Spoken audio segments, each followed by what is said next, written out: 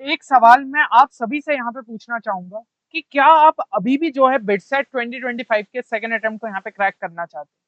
क्योंकि कई सारे ऐसे में नेगेटिव कमेंट्स यहाँ पे देख रहा हूँ कि भैया हमारा तो बहुत ही कम स्कोर बना है, हम जो है सेकंड अटेम्प्ट को क्रैक ही नहीं कर सकते। अगर आपने खुद से ही जो है इस तरीके से यहाँ पे मोटिवेशन खो दिया है, तो फिर कोई भी आपको एक्सटर्नल मोटिवेशन इस टाइम पे हेल्प नहीं कर सकता। लेकिन अभी भी अगर आप जो है इस फाइनल फाइट के लिए यहाँ पे तैयार है, तो मैं आपके लिए यहाँ पे लेके आया हूँ लास्ट 20 डेज का एक टाइम टेबल, जिसके थ्रू आप बिटसेट के सेकंड अटेम्प्ट में एक अच्छा स्कोर निकाल सकते हैं। मतलब कि जो चीजें हमसे यहाँ पे छूट गई थी उसको किस तरीके से हम लास्ट टाइम में अच्छे तरीके से कंप्लीट कर ले, ये चीज हम इस वीडियो के अंदर देखेंगे। तो वीडियो को एंड तक जरूर देखिएगा, क्योंकि आप में से कई सारे स्टूडेंट्स की यहाँ पे डिमांड आ रही थी कि भैया अगर एक डे वाइज टाइम टेबल मिल जाता तो हमारे लिए ज्यादा हेल्पफुल रहता, क्योंकि हमें पता रहता कि इस दिन ये चीजें हमें करनी है, तो हम लास्ट में जो है चीजों को यहाँ पे कोई भी पैनिक नहीं होता और अच्छे से कंप्लीट कर पाते।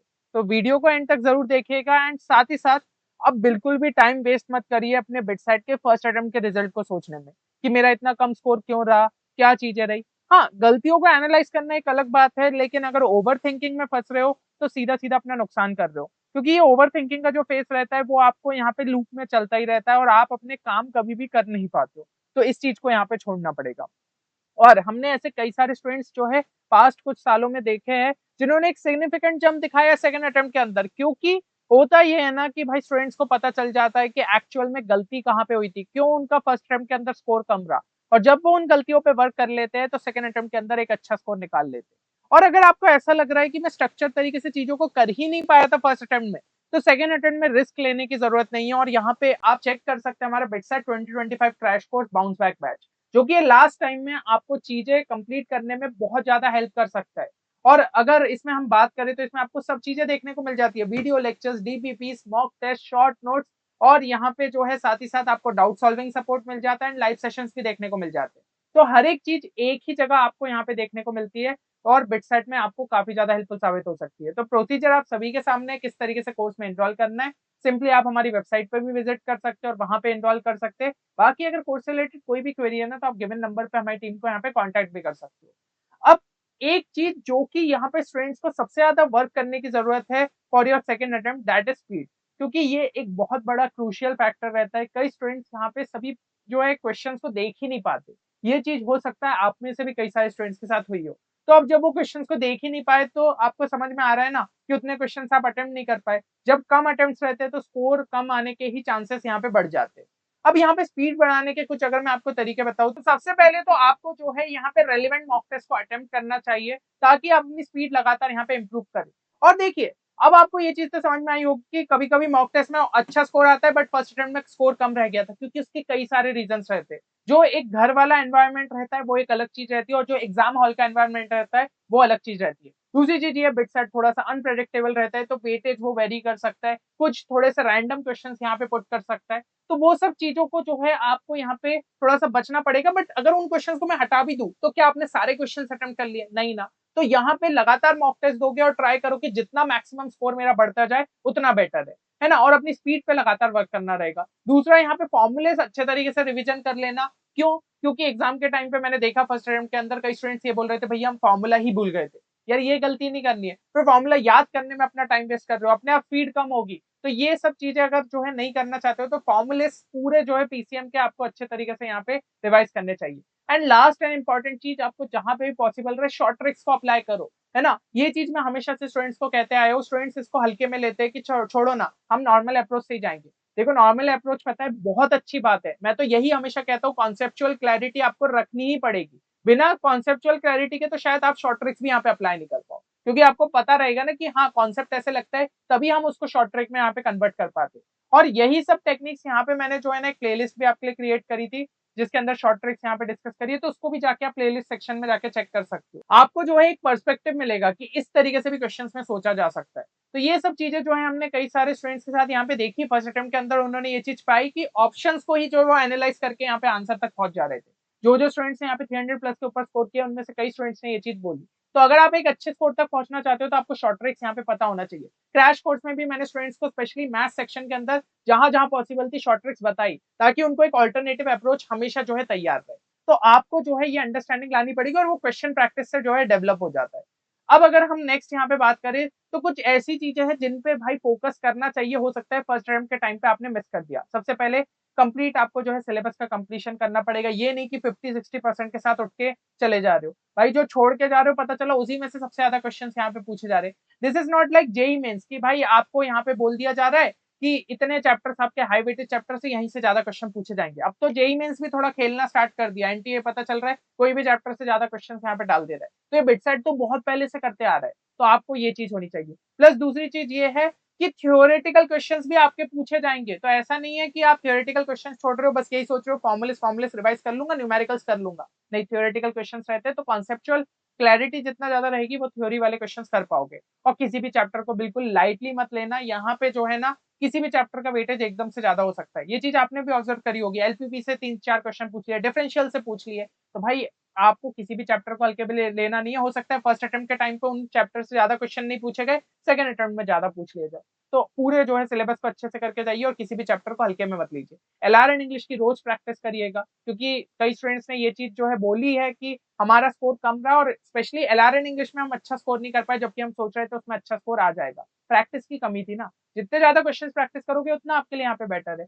और यहाँ पे जो है ना relevant mock test regular basis पर अटेम्प्ट करते जाओ। और मैं हमेशा यही कह रहा हूँ ना, आप ये मत सोचो कि मॉक टेस्ट में जो स्कोर बन रहा है वही मेरा फाइनल रिफ्लेक्ट होगा, लेकिन मॉक टेस्ट में तो लगातार स्कोर अपना बूस्ट करते जाओ। अभी अगर जो है मॉक टेस्ट में आपके 220 आ रहे हैं, तो भैया यहाँ पे आपका जो है 310 320 पहले रीच करना चाहिए। फिर भलाई चलो थोड़ा बहुत रैंडमनेस की वजह से अगर 30-40 नंबर कम भी हो गए तो एटलीस्ट आपको एक अच्छी सीट मिल जाएगी। और मॉक टेस्ट में पुश करके अगर 340 350 तक पहुंचाए तो और बेटर है। और कुछ स्टूडेंट्स ऐसा बोल रहे हैं कि भैया हम जो है बिना बोनस क्वेश्चन वाले मॉक टेस्ट दे रहे।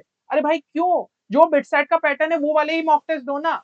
तो अगर आप जो है इस टाइप से यहाँ पे मॉक टेस्ट देना चाहते हो तो हमारा जो है आप यहाँ पे वेबसाइट पे विजिट कर सकते हो, काफी ज्यादा रेलिवेंट मॉक टेस्ट मिल जाएंगे, प्लस बोनस क्वेश्चन का फीचर भी है। प्रैक्टिस करनी है तो बोनस क्वेश्चन के फीचर वाले ही मॉक टेस्ट से करो। साथ ही साथ यहाँ पे एलआर एंड इंग्लिश का भी कंप्लीट कोर्स अवेलेबल है, अगर प्रैक्टिस अच्छे से नहीं हो पाई थी तो इनको चेक कर सकते हो। और आप देख रहे हो कितने ज्यादा हमने जो है अफोर्डेबल प्राइस पे आपको ये कोर्सेस अवेलेबल करा दिए, तो इनको आप जरूर से यहाँ पे चेक कर सकते हो, है ना। और आपके सेकंड अटेम्प्ट के लिए काफी ज्यादा यूजफुल रहेंगे। बाकी कोर्स से रिलेटेड कोई भी क्वेरी है तो आप नंबर पे जो है कॉल भी कर सकते हो। अब हम बात करते हैं लास्ट 20 डेज के टाइम टेबल की, जिसके थ्रू आप चीजों को यहाँ पे फिनिश कर सकते हो। अगर आपको एक यहाँ पे टारगेट मिल जाएगा कि इस दिन में पर्टिकुलर इन चीजों पे वर्क करते जाओ, तो चीजें आपके लिए और स्मूथली यहाँ पे वर्क करेगी। तो यहाँ पे सबसे पहले तो कुछ चीजों की बात कर लेते हैं जो कि आपको टाइम टेबल कंप्लीट करने में हेल्प करेगी। कम से कम 12 घंटे रोज के आप स्टडी को देने, ये नहीं कि हम सोच रहे हैं चलो 5-6 घंटे से काम हो जाएगा, नहीं भाई, यहाँ पे जो है 12-13 घंटे कम से कम देने पड़ेंगे। आखिरी के 20 दिन है, मैं आपसे यही कह रहा हूँ ना, 20 दिन मान लो और भाई 12 घंटे 240 घंटे से देने हैं, और आपको शायद जो है यहाँ पे बिट्स पिलानी जैसे प्रेस्टिजियस इंस्टीट्यूशन के अंदर एडमिशन मिल सकता है। तो ये जो 240-250 घंटे इसको अच्छे तरीके से डेडिकेट कर दो। थोड़ी सी नींद कम करनी पड़े चल जाएगा, डिस्ट्रैक्शंस तो बिल्कुल लास्ट टाइम पे अवॉइड कर दो। और एक और चीज ध्यान रखना, कुछ भी नया मत स्टार्ट करने की आप सोचो। अगर कोई चैप्टर एकदम ही मतलब बेसिक से आप स्टार्ट करना है तो थोड़ा सा आप जो है उसको लास्ट के लिए छोड़ दो। बस इंपॉर्टेंट फॉर्मुले कॉन्सेप्ट देख लेना, क्योंकि अब उस पर टाइम वेस्ट करने जाओगे पता चला 3-4 दिन निकल गए, फिर दूसरा पोर्शन छूट जाएगा। तो कम से कम जो है जितना आपका स्ट्रेंथन है उसी को और ज्यादा स्ट्रेंथन करते जाओ। अब यहाँ पे जो है लास्ट टाइम पे फॉर्मुलेस रिवाइज करना, इंपॉर्टेंट कॉन्सेप्ट्स जो भी आपको यहाँ पे असाइन टॉपिक्स दिए उनके, और किसी भी सब टॉपिक पे बहुत लंबे टाइम तक नहीं टिकना है। एंड थ्योरी पे भी स्पेशल फोकस रखना है, जैसा कि मैंने कहा थ्योरेटिकल क्वेश्चंस पूछे जा रहे थे, तो जितनी ज्यादा अंडरस्टैंडिंग रहेगी, अगर आपको चैप्टर की अंडरस्टैंडिंग है, फिर क्वेश्चन किसी भी टाइप में पूछ लिया जाए, स्टेटमेंट टाइप में आ जाए, असर्शन रीजन में आ जाए, मैथ द कॉलम में आ जाए, आप उसको सॉल्व कर सकते हो। तो पहले कॉन्सेप्ट आपके वहां पे स्ट्रॉन्ग रहने चाहिए। और मॉक टेस्ट जो है ना उसी स्लॉट में देने की कोशिश करो। बार बार रिपीट किया था पर अभी तक स्टूडेंट्स उसको लेकर सीरियस नहीं हुए थे। अगर जो भी स्लॉट यहाँ पे बुक करने वाले हो 9 से 12 या 205, ठीक है, तो वही स्लॉट में जो है आपको यहाँ पे मॉक टेस्ट देना चाहिए। अब यहाँ पे जो है अपन बात कर लेते हैं टाइम टेबल की। तो देखिए हमने क्या है पर्टिकुलर डे के हिसाब से यहाँ पे दे दिया है कि इस हिसाब से आप टारगेट कर लो। और जैसे फिजिक्स में इलेक्ट्रोमैग्नेटिज्म, नॉमेनक्लेचर, आइसोमेरिज्म, वेक्टर्स और 3D, तो ये पर्टिकुलरली आपको कंप्लीट करना है। अब समझ में आ रहा है वेक्टर 3D थोड़ा बड़ा है तो उसके लिए 2 दिन यहाँ पे रख दिए। और टारगेट यही करो कि इक्वली लगभग डिस्ट्रीब्यूट कर दो, जैसे 3 घंटे अपन ने फिजिक्स को दे दिए, है ना, 3.5 घंटे केमिस्ट्री को दे दिए, 4 घंटे यहाँ पे मैथ्स को दे दिए, और बचे हुए टाइम में बफर रखा कि जो चीजें छूट रही है उसके हिसाब से कर लिया।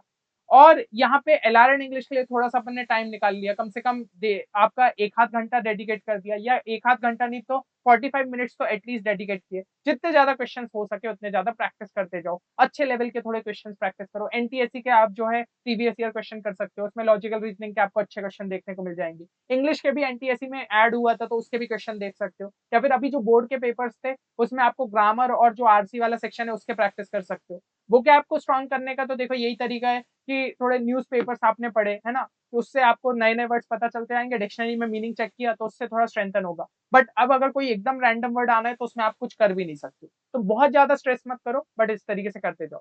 फिर अब इलेक्ट्रोमैग्नेटिज्म थोड़ा बड़ा है तो अपन ने इस तरीके से दे दिया है, तो उतने में पर्टिकुलर ट्राई करना, जो जो चैप्टर से सारी इंपॉर्टेंट चीजें अपन ने फटाफट वहां पे देखते गए।